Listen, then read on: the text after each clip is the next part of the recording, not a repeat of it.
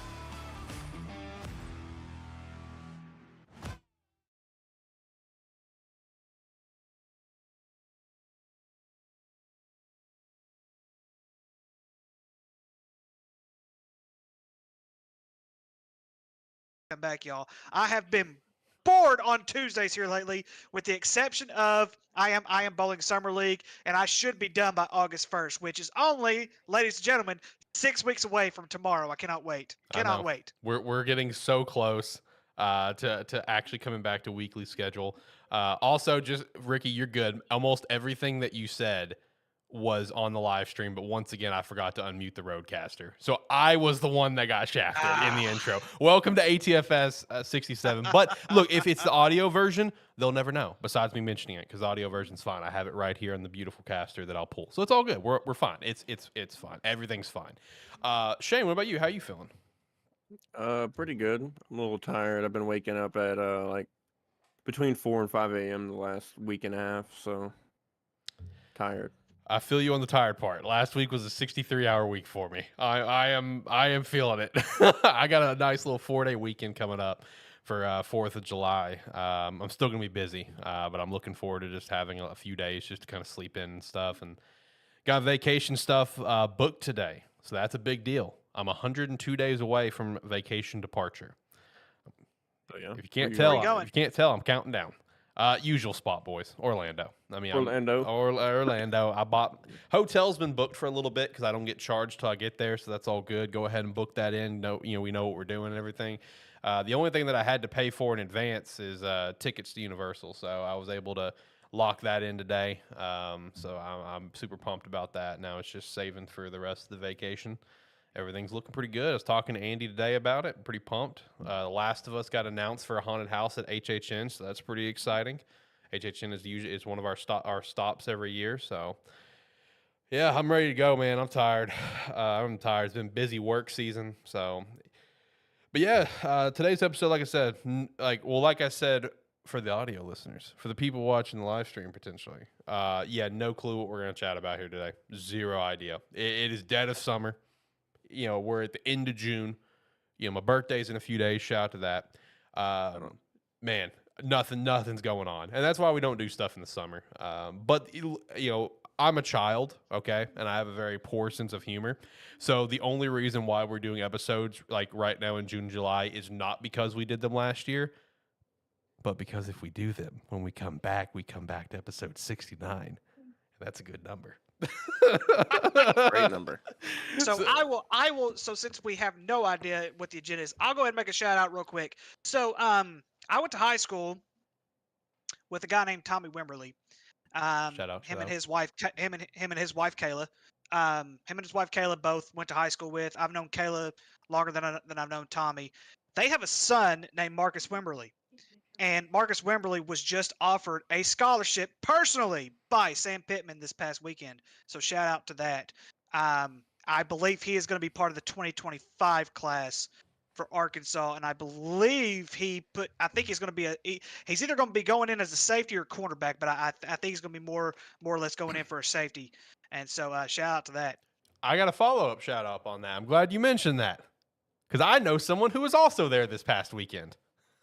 Okay. I'm not going to throw out personal names or anything, just out of respect for the family and everything, you know. But shout out to my girlfriend's little brother. He is entering his senior year in high school, and he has been recruited quite a bit from a lot of colleges. You know, I hear about it all the time.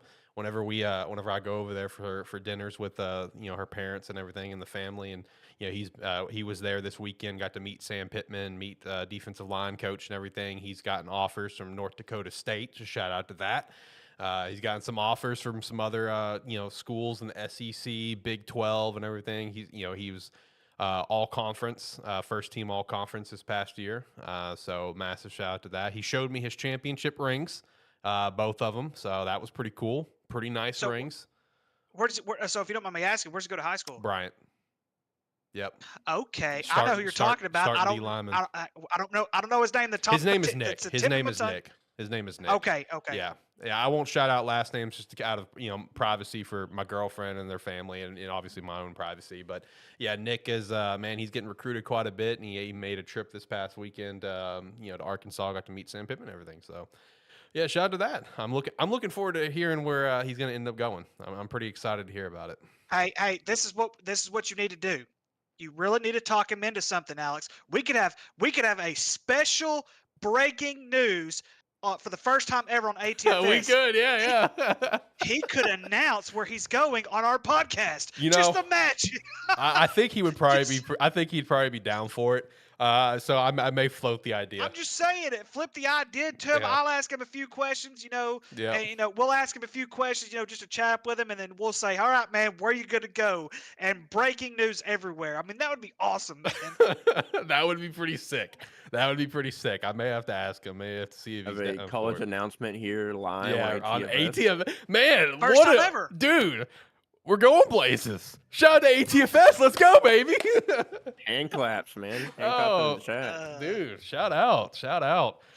But yeah, that was some good shout outs. I'm glad you pitched that because that popped the stuff with Nick in my brain. So massive shout outs to that.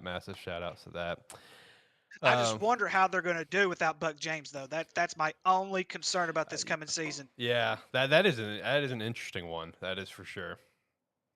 That is quite the storyline on that one, but they did end up getting their D coordinator back. So yeah. That's always a good thing. They get someone that is that they're familiar with, but there's a huge difference in being a coordinator and being a head coach. Facts, dude.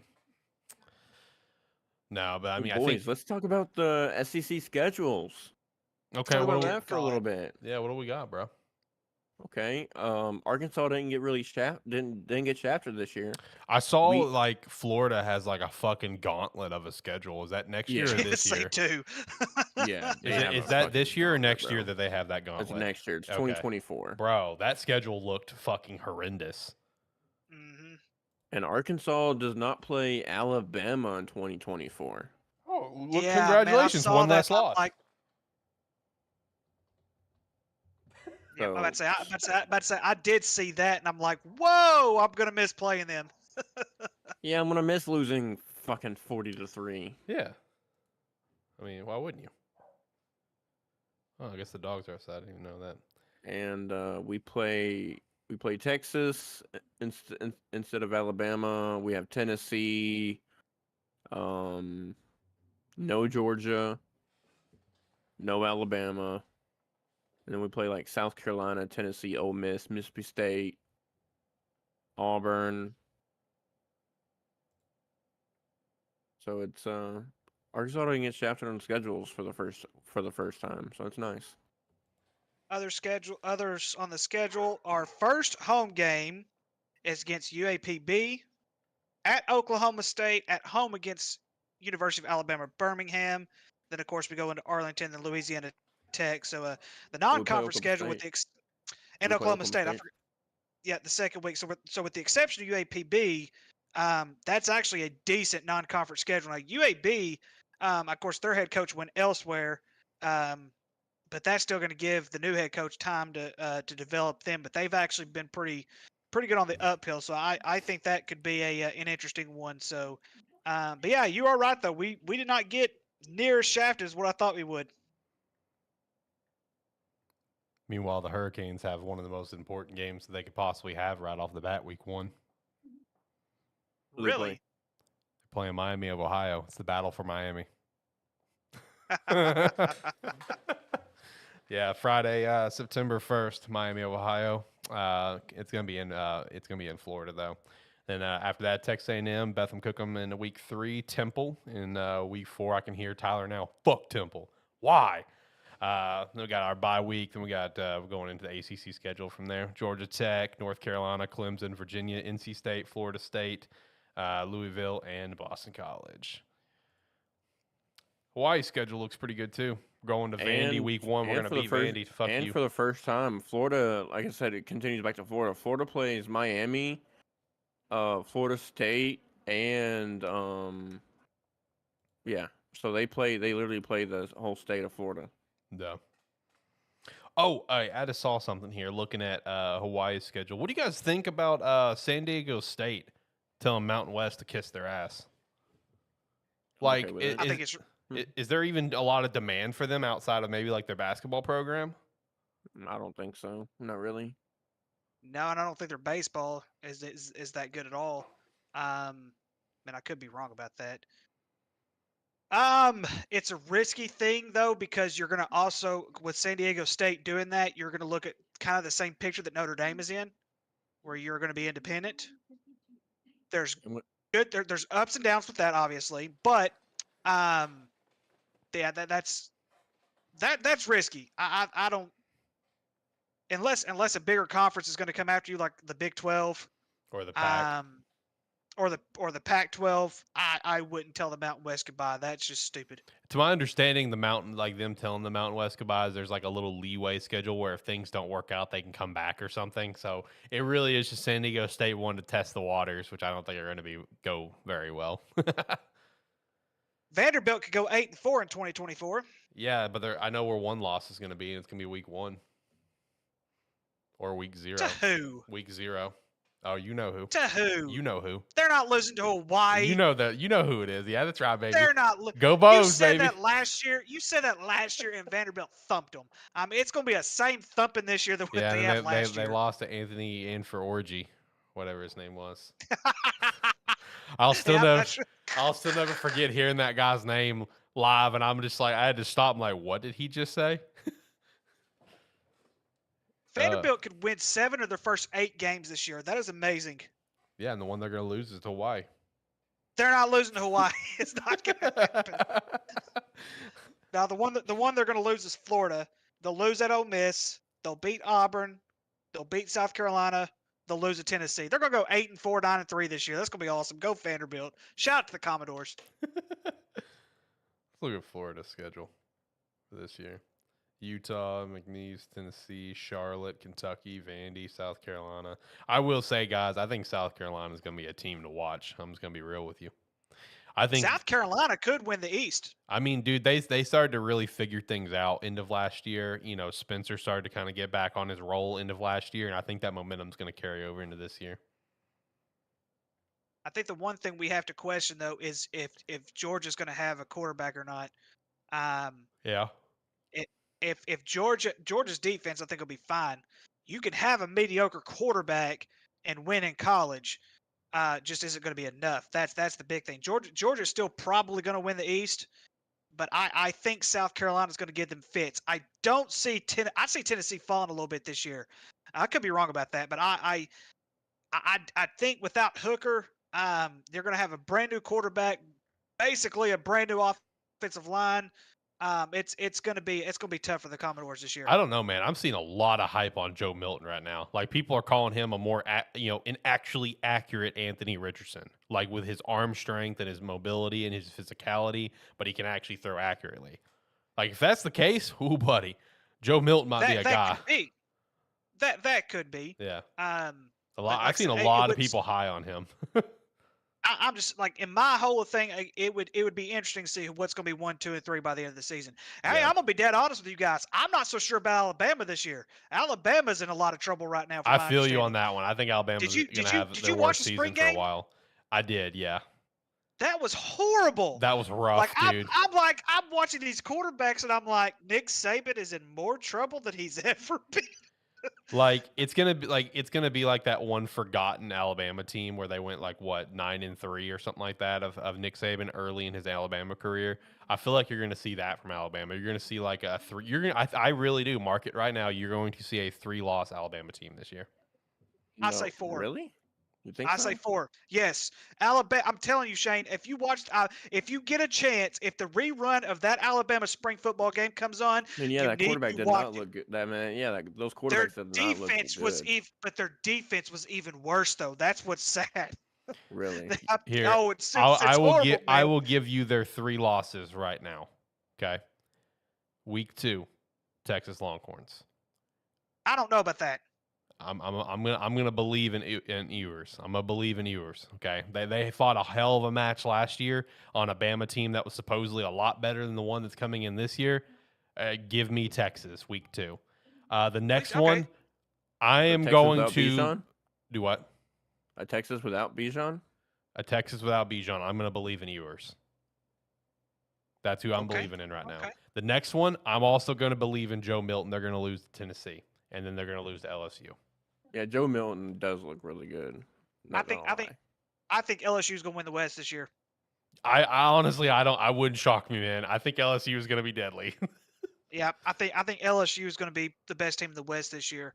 And some may even I could see them taking over Georgia in the SEC. I could see that this year. Well, to be fair, like this is the last year of division, so True. Yeah. Also, True, what do you guys think about that? That happened in our like 6 weeks off. No divisions in SEC.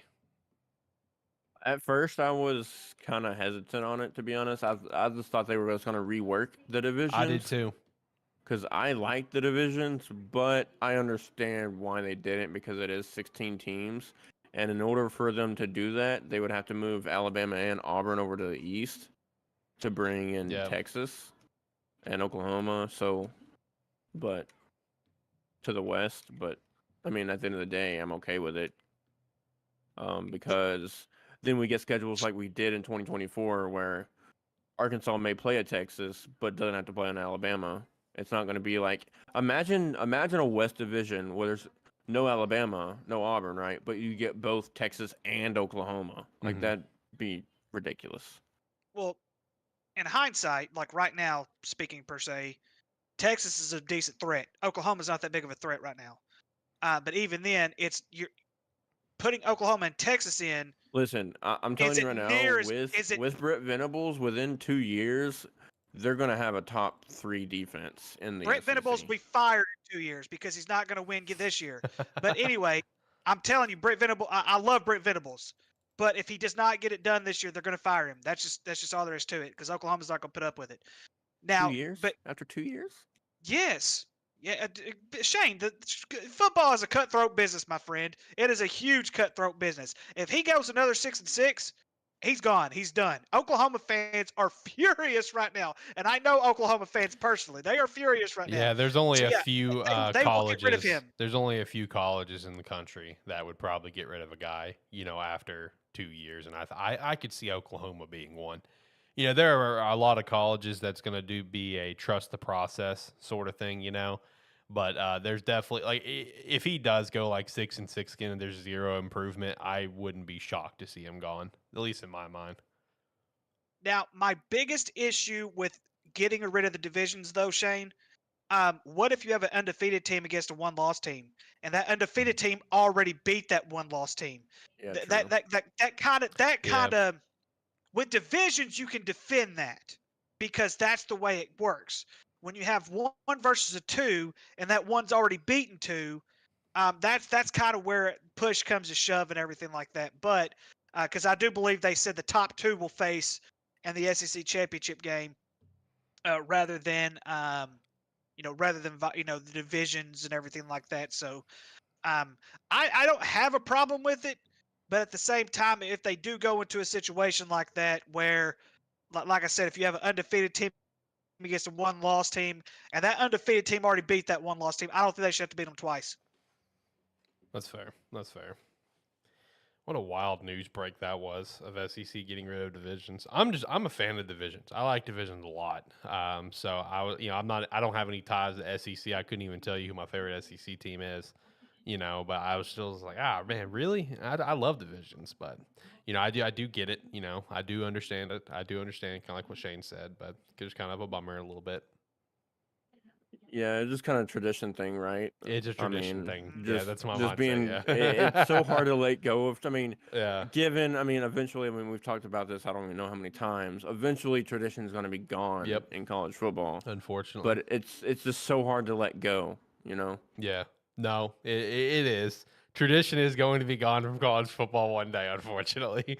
I just don't know when it's going to happen. It's going to happen whenever there's like this super mega ultra extreme conferences. That's when it's going to happen. I think it was Sidelines Network put up something on Twitter earlier, kind of predicting the future where it's like ACC is dead, Pac-12 is dead, and all there's left is the Big 12, Big 10, and the SEC. And it's just like you see they had it mapped out across the entire country, the schools that would be in these conferences.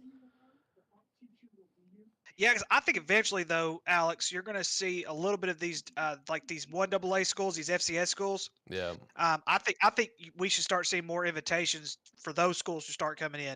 I mean, you put a North Dakota State and a South Dakota State in one of these big time schools, which I mean, I understand like as far as like school size goes, they're not that big of schools or anything like that. But if you were to put these programs and give them a chance into these big time in the big time college football realm or something like that. You look at the baseball side of it. Go out to Cal State Fullerton over in California. There are some of these smaller schools that you don't hear of very much as far as the football basketball realm goes, but when it comes to baseball, goodness, I mean there's so much business out there. It's not even funny. But I would love to see North Dakota State and South Dakota State compete consistently in the Division I level. Do you think they would ever make that jump? Because they've probably gotten invitations before, or do you think they're just content just being the top dogs of FCS? I think eventually they're going to pull the trigger. The reason they're going to have to eventually pull the trigger is because right now, if I looked at their schedules correctly, I'm about to go back and look at their schedules. I don't think they have one FBS school scheduled for the next year or two. I'd have to go back and look to double check that. But if I looked at it correctly, because here's the thing, Alex, when you have these schools, because let's face it, I call South Dakota, of course, my favorite tight end in the entire world, Tucker Kraft, was injured in week 1 last year. They would have beaten Iowa, but when you have these schools beat some of these big time programs, these other big time programs like Ohio State. You look at Michigan. When Appalachian State beat Michigan, Appalachian State was an FCS. They were in the Division I AA when they beat Michigan. When you start seeing things like that, big time programs like that are going to stay away from the powerhouse, especially when it comes to the top dogs in the FCS. You look at the state teams. Youngstown State, which they were down this year, but they're usually pretty good. Yeah. But they're going to eventually stay away from them big time schools, just for the simple fact is you lose to these schools, your playoff chances diminish just like that. You're not going to get in the playoff. It doesn't matter how well you do in conference. You're not getting in the playoff losing to an FCS school. I mean, honestly, in my honest opinion, I think we're going to see a time in the next 10 to 15 years, maybe 20, that we're going to have maybe 4 big conferences, and those are going to be the major conferences, and then you're going to have, maybe 4 smaller conferences made of the smaller schools. But I mean, that's just my opinion. I can agree to that. I think how it is now with the conferences that we have. I mean, we already see it with the group of 5 that there is at least one conference that is slowly fucking bleeding out, and they're trying so desperately to stay relevant. So I do agree with you. I do think that time's going to come. And Ricky, to your point about their schedules, I just took a look at it. For 2023, South Dakota and North Dakota State, neither one of them are playing FBS schools. In 2024, week 1, South Dakota State is playing Colorado, and then North Dakota State week 1 is playing Oklahoma State. Okay. Yep. But nothing this year for either one. Sorry, Deion Sanders, you're gonna start 0-1 next year, my friend. Also, dude, shout out to the fact that he might lose a foot.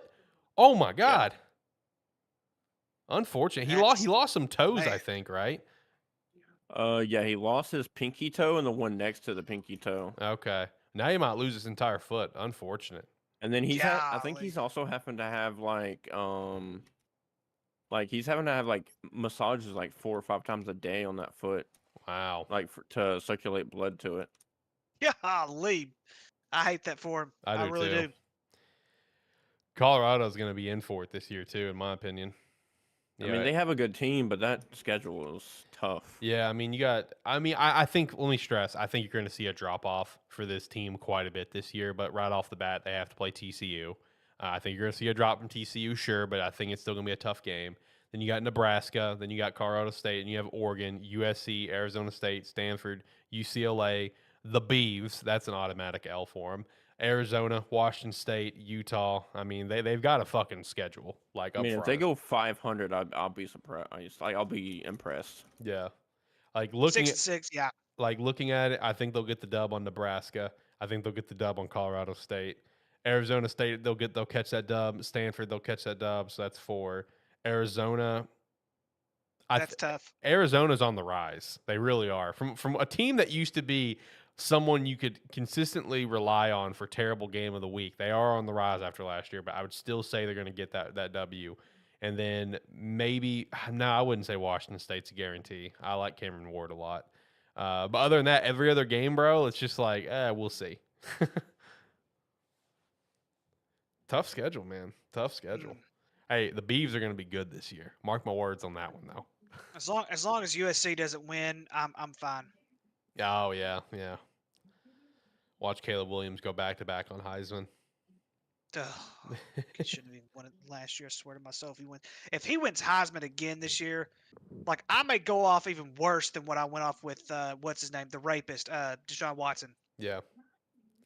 Can't wait for that then. No, this year for Heisman's going to be really interesting because, it could go to Caleb Williams, it could go to Drake May if they have good seasons like they did last year. But even with the season Caleb had last year, in my opinion, I don't think there was really a dominant performance, last year where it's I don't know, we chat about this for 2 seasons in a row now where it's just the Heisman winners these past couple years just don't feel like true Heisman winners. You know what I mean? Where there's that one guy that's the clear dominant guy, or those 1 or 2 guys that are the clear dominant guys of college football. And it's just which one is it? I just don't feel like we've had that the past couple of years, at least in my opinion. A guy that completely just transcends college football. Well, I think one of the things we really got spoiled with, though, Alex, Joe Burrow, historic season with LSU. Yeah. Mac Jones, historic season with Alabama. So we were used to seeing these couple of quarterbacks have these massive historic seasons, and all of a sudden we get Caleb Webb, who wasn't even a top 10 quarterback in my opinion. Right. So that's kind of where push comes to shove, because I could have named 9 more quarterbacks that could have gotten Heisman before him. Mm-hmm. And it just to me, it's a lot of it has to do with politics. It is very political. I don't care what any of the Heisman voters say or anything like that. There's a lot of politics that come involved in that. But Caleb Williams was not a Heisman player at all, in my opinion. Yeah, there was those couple of flashes, sure, but there was nothing that showed him as, again, that guy that transcended college football. You know what I mean? He even made the joke about it at the Heisman ceremony that all the guys that were there, at the Heisman thing, because it was what? CJ, Bryce Young, Max Dugan. It was Stetson. It was it was CJ, Stetson, and Max. You know, even Caleb made the joke to him. It's just like, all three of you are getting to go to the playoffs. I'm not. You know, so even I feel like he was even a little bit self-aware. You know That's what right. I mean? That's right. Bryce didn't make it. That's No, right. That's right. Bryce won the year before, though. That's right. Yeah. That's right. So I don't know. College football's been in a weird spot for a while when it comes to like who is that star. You know what I mean? Like we had those stars, those faces of college football with like the Trevor Lawrence, the Joe Burrow, you know, the Justin Fields, stuff like that. And then it's like these past couple seasons, like we haven't really had the face of college football. At least in my opinion, we have not. Like that's just my personal take, but.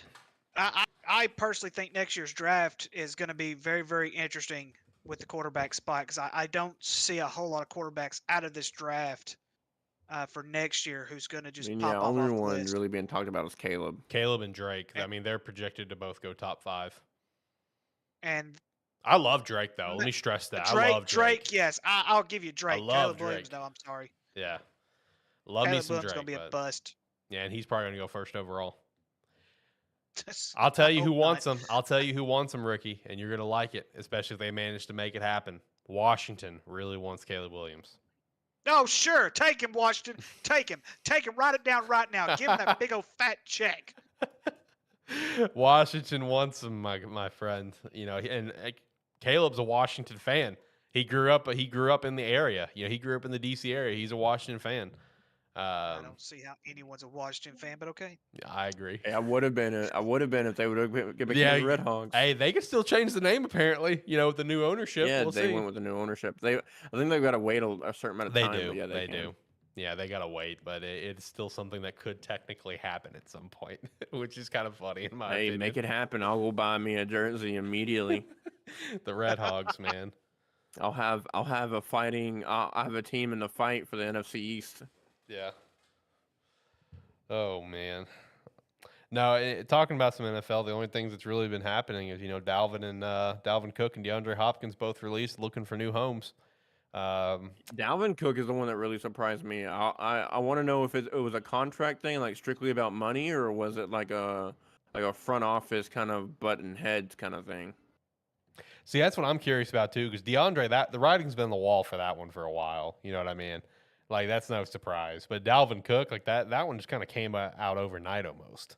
Like that one just kind of popped out.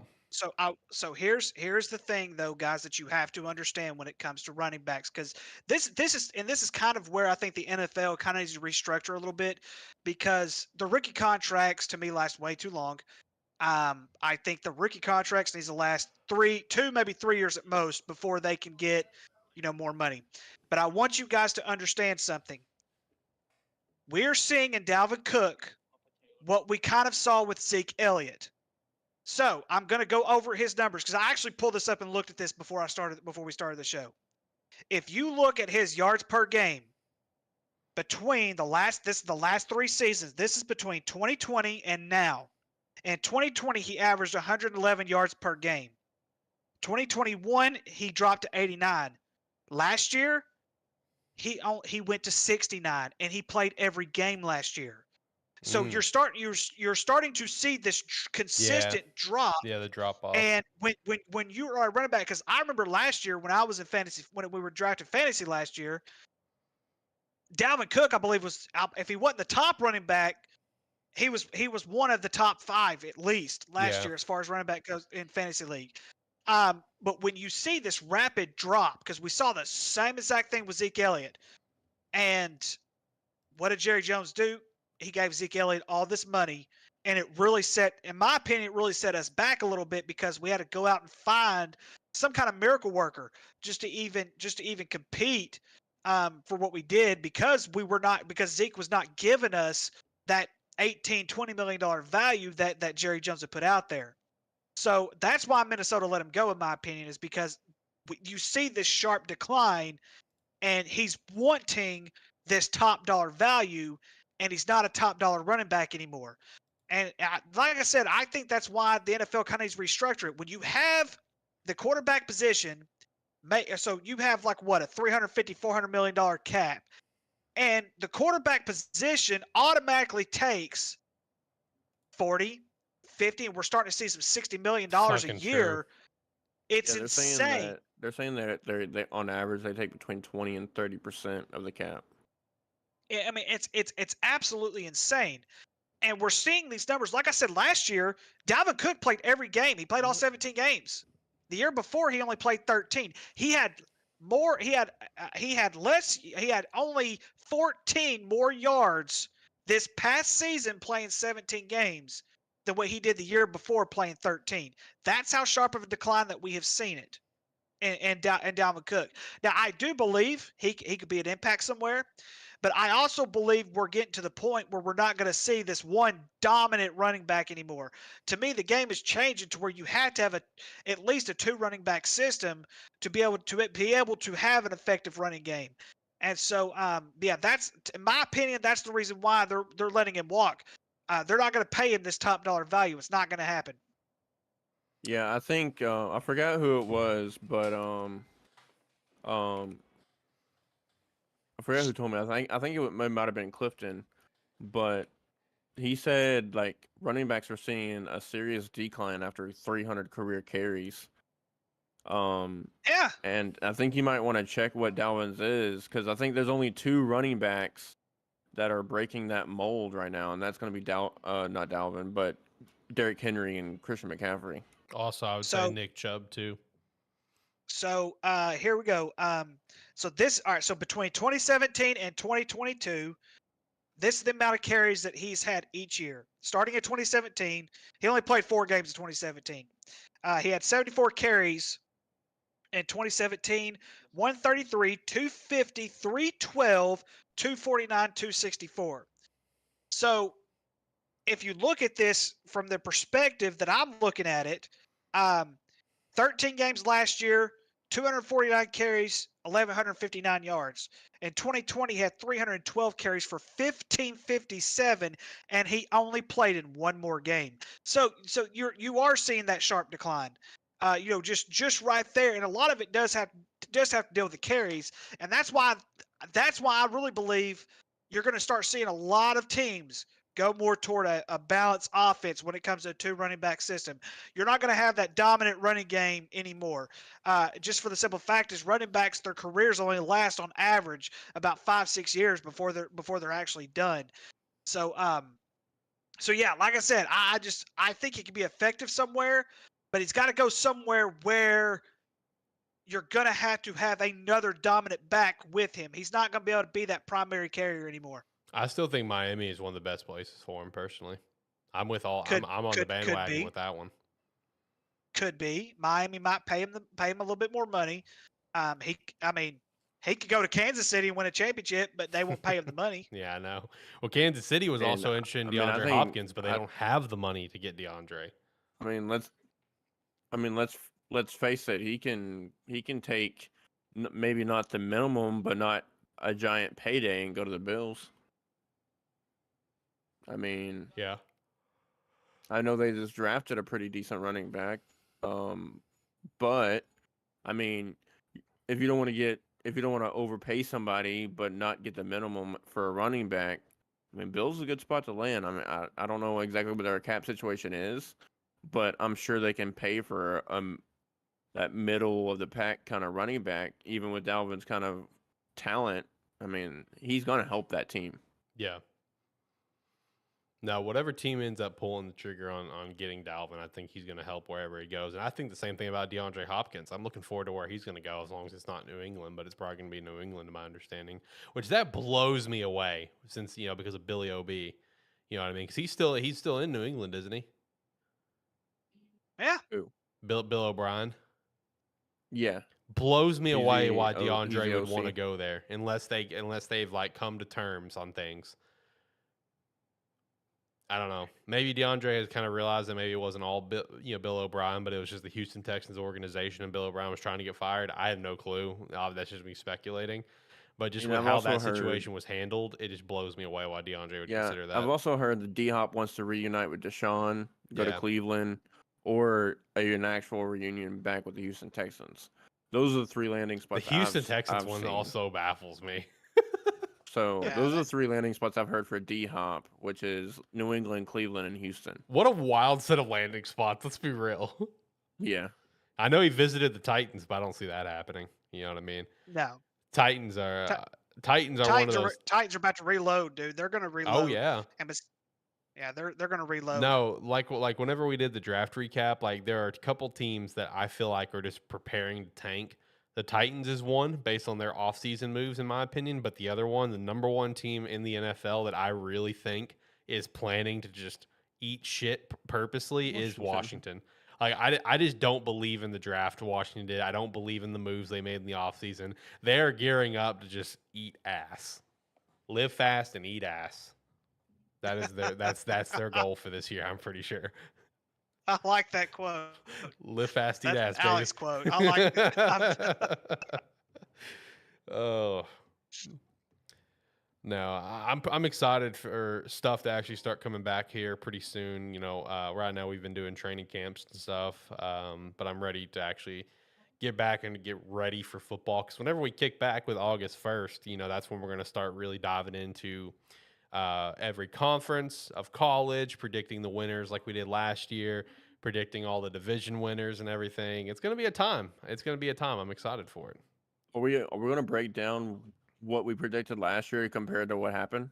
Dude, if I can dig up what I did, sure. But I don't know if I can find what I did last year. So I figured just clean slate. I know I did bad. That's also why I'm saying clean slate. I know I got 2 division winners correct. I think I got Buffalo and I got Jacksonville. I think those are the only 2 division winners I got. Yeah, I should probably actually write it down this time. Like write down all of my division winners versus just using it all on like a website or something. Take a picture of it, take a snapshot of it, and save it to your phone or something. I will say, because you also mentioned fantasy, so I've got some potential ideas for the fantasy. So that's something to keep an eye on. Maybe for next episode, ATFS sometime in July, because I would love to have a fantasy league with with people that listen to the show. I think that'd be cool. So I've been kind of toying around with that, and we're gearing up for our league again. Of course, sometime I'll start seriously looking at it probably beginning of August. You have to go through the defending. Yeah. The reigning. Hold on, let me get your trophy. All right, here's Shane's trophy with some sunglasses. Yep, and I'm the runner up, which that's fine. I got my money. Me and Shane split the money, so that's all good. Also, another thing just to publicly note, because I like things to be publicly noted. You heard it from me. You heard it right here on ATFS 67. I am still going to get the prizes for all the winners of all the predictions. I just been broke as shit, and I haven't been able to get it. So that means I have 4 prizes to get. Ricky, you're getting a prize. Tyler's getting a prize. And Brady and Jacob both are getting a prize because those 2 tied for the NFL predictions, I believe is what it was. Ricky, I think you won the college predictions, and I think Tyler won the bowl predictions. I think that was all the winners. But, yeah, Brady and Jacob, they tied for our NFL predictions on Run My Pool. I thought that was wild when I saw it. Yeah, I'm coming for that next year. Oh, yeah, me too. I was kind of disappointed with my predictions from last year, so I'm gonna go full try hard sweat mode. I'm gonna try my best to not let Jacob sway me into the bad decisions. I'm not gonna have. There's not gonna be any gimmies this year. There's gonna be no favorites. No. I think. I'm not doing that this year, man. Yeah, I'm excited to get back into predictions, dude. That's one of my favorite things to do every single year. But yeah, the prizes for those 4 winners. I already know what it is. I already know what the prize is. So I just got to get my hands on it and get it out to everyone. I just been broke, so I'll get it sometime here soon. But you look, the bottom line is when it comes to the prizes, I always supply them. It's just sometimes they're really late. You know, for the original fantasy league that we had before the ATFS one was called the League of Tears. I was 3 years late on the trophy, but god damn it, I got all 3 trophies. It took 3 years, but I did it, which was my own trophy, Brady's trophy, and Tyler's trophy. I got it. It took 3 years, but I got all 3. I was the first year's winner, and then it was Brady, then Tyler. So I will get the prizes, and I will get them before the season starts. I should. So I'll make sure to get all those prizes out to those four, and then of course we'll have prizes again for this upcoming prediction season. For anyone that wants to compete, it will be open for people to compete. And if we end up doing some fantasy leagues with people that listen to the show, that's also something else that a smaller prize will be thrown into it, because I've got a kind of a pretty big and cool idea for the fantasy league. If we can make it work and get all the people for it, I got a pretty sweet idea I got to run by you boys privately. So hopefully we can make it work, because I think it'd be really cool. Boys, I'll be honest, I can't think of anything else to really chat about. Mostly because I am starving. That's the main reason. Food is on my brain right now. Do we want to do anything else? We had something else lined up as a backup plan. Do we want to scrap that backup plan, or do we want to? Yeah, I say scrap that. I say we scrap it and save it for another time when we have Jacob here. Okay, and that's actually my preference, because what I wanted to do for this is I wanted to just be the guy simply drawing on the screen for everyone, and you three do a 2-to-1 vote on how we are gonna decide each. So I'll go ahead and show it, because I had a screen lined up for the stream. So I'll swap here. So shout out to Pro Football Stuff on Instagram. I follow them. They do a lot of cool graphics and everything. They're currently doing a 2023 starting quarterback elimination thing, and I stole their graphic, but I gave them the shout out. So I guess it's cool. I don't know. And we were just going to vote, and we were going to rank all the starting quarterbacks. That's all we were going to do. But we'll do that another time, because I would like to have Jacob here too. That'd be cool. So that way I'm not the one voting here. I'm just simply, drawing on the screen. I'll go ahead and draw 32 here for Anthony Richardson. Let me go ahead and get that in, because we already know that answer. So that one's done. Yep. Let me go ahead and get Jordan Love on 31, just because I'm a hater. So there we go.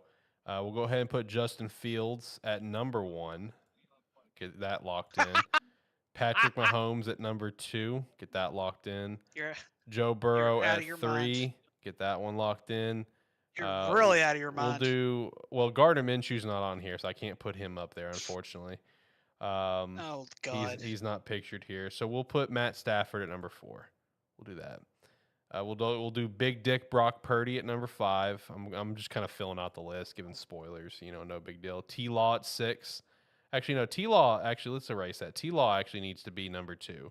And Patrick gets dumped down. Let's erase Patrick's, and he gets dumped down number 3. There we go. We'll keep Joe at 3, too. They can just be tied. So I already kind of started it. There we go. What? It's a terrible football show, man. I'm sticking true to our brand. We have a fucking T-shirt in the merch store that is literally like a hand-drawn thing. In fact, I'll pull that up real quick. Hold on. Shout out to the merch store. We go to sparky3.com here. We pulled over to this monitor. We go to the shop here. So we go back to the boys, and I think I should be able to do this right here. Yeah, nice little window capture, and boom, Sparky 3 shop, everyone. Go buy some merch. We have a nice little trash can here. We have the bee. The bee's a nice piece of merch. There it is, the hand-drawn Sorry for Tech Probs. It's pretty nice there. That's worth a pickup. Got some Gamesthetic stuff. Some more. We got the Terrible Football Show shirt here with the hand-drawn logo with the trash can that's rep on the jerseys. So I think that's worth a pickup. You can get it in pink. Get a pink ATFS shirt. I mean, where else can you buy that other than sparky3shop.com? Nowhere else. Okay. All right. And you just need to go over there and check it out. Okay. As well as go over to, Agent Inc. as well. You can buy a jersey and join the team. Or you can get a trash can hat. Who wouldn't want a trash can hat? I mean, let's be real. Trash can hat's a nice hat. I mean, look at that thing. Like, look at that the model wearing it and everything. Looks great. They'll open up for me. There it goes. Look at that. We got ATFS on the back. I mean, come on. Come on, people. What are we doing? All right, showed off merch. I'm plugging and chugging, boys.